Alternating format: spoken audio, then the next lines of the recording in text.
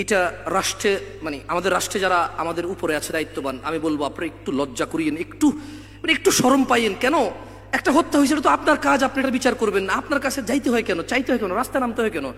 মানে কেমন হয়েছে বিষয়টা আমি আপনাকে বলি। বিষয়টা হচ্ছে এরকম যে ফিলিস্তিন আর ইসরায়েলের মতো হয়ে গেছে আমাদের অবস্থা। ফিলিস্তিন বললো যে তোমাদের থাকার জায়গা নেই, খাওয়ার জায়গা নেই, তোমরা হচ্ছ মানে লাওয়ারিশ বেওয়ারিশের মতো তোমাদের অবস্থা, ভূমিহীন তোমরা, আসো থাকতে দিচ্ছি, এই ভূমিতে যা উৎপাদন হবে তাই খাইও, সমস্যা নাই, আমরা তোমরা মিলে খাবো।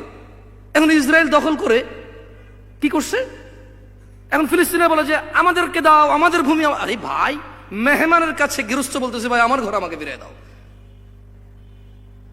তো একটা অন্যায় হবে, অবিচার হবে, এটার যে শাসক হবে রাষ্ট্রে সে তো নিজ থেকে এটার বিচার কার্যক্রম শুরু করে দেবে এবং এটা সে প্রমাণ করবে যে রাষ্ট্রের মানুষ রাষ্ট্রের মানুষ তো স্বস্তিতে থাকতে হবে যে হ্যাঁ উনি আগের বিচারটা করছে, এটাও করবে, উনি অমুক বিচার করেছিল এটাও করবে।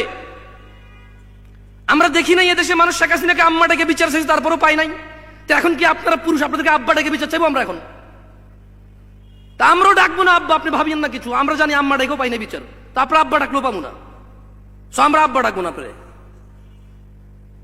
উনি মহিলা ছিল, সবাই ওনাকে আম্মা আম্মা ডাকছে, আমি শুনছি, বললাম আমি অনেকগুলো নিউজ দেখছি, বলছে যে মা আপনি জননেত্রী, মা আপনি বিচার করেন। আরে আশ্চর্য, খুনে গেছে উনি মা না, উনি যদি শত্রু তারপরে তো উনি বিচার করতে হবে, রাষ্ট্র দায়িত্বে আছে উনি। যাই হোক, কথা অন্যদিকে নিয়ে চলে গেছি। তোমরা বিরক্ত হচ্ছ নাকি? বিরক্ত হয়েও না, তোমাদের ছোট ভাই বোনদেরকে বুঝাও ওরা সঠিক পথে আছে, তবে ভুল জায়গায় চাচ্ছে। আরে ফকিরের কাছে যদি বলি যে 1 কোটি টাকা দিবি নাহলে যেতে পারবি না, ওই কবে যে তুই কিডনি বেস, কি আছে সব বেচালা ভাই, ব্ল্যাক মার্কেটে প্রাইস পাবি না রে ভাই, কিডনি দূরে 2 করে 4 লাখ পাবি, তুই আমার রক্ত মাংস যা আছে সব বেচালে তুই পাবি না। হ্যাঁ পাবি কখন, যখন কোনো বড় লোকের কারো শখ হবে যে মানুষ খাবো, সে যদি বলে যে হ্যাঁ একটা মানুষ এনে তো উইলিংলি সে জব হয়ে তার গোস্ত আমার খাওয়া, তার 2 কোটি টাকা দেবে, তাহলে করতে কেন? ফকিরের কাছে কোটি টাকা দাবি আর রাস্তাঘাটে মানুষকে জ্যাম করে মানুষের কাছে বলবে যে বিচার আছে। আরে ও কি বিচার করবে? ও কি পুলিশ না, আর্মি না, র্যাব না, সরকার? কার কাছে যাচ্ছ তুমি বিচার? যে রাষ্ট্রে থাকবে বিচার সে করবে, যে শাসক হবে সেই ন্যায় করবে।